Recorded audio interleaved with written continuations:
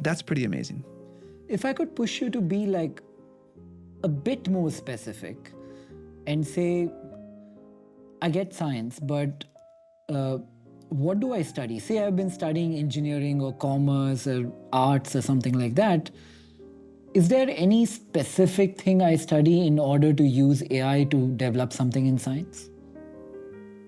I think the most important specific thing to study is just getting really good at using the new AI tools.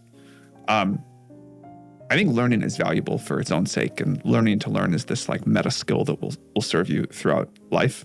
And whether you're learning, engineering, like computer engineering or biology or any other field like that, if you get good at learning things, you can learn new things quickly. But fluency with the tools is really important. When I was in college or in high school, it seemed to me that the obvious thing to do was learn to program.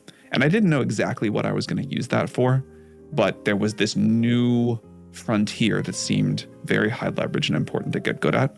And right now, learning how to use AI tools is probably the most important specific hard skill to learn. And the difference between people who are really good at it, really AI native and think of everything in terms of those tools and don't is huge.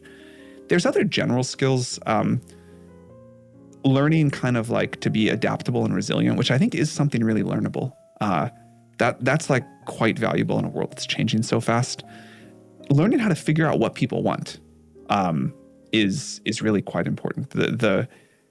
Before this, I used to be a startup investor, and people would ask me what the most important thing for startup founders to figure out was. And my predecessor, Paul Graham, had this answer that has always stuck with me for people and to give to founders.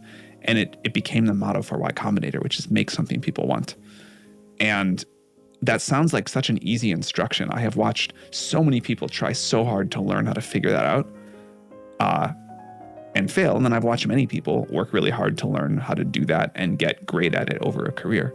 So that's something as well. But, in terms of the specifics, like, are you supposed to take the biology class at the physics class? I don't think it matters right now.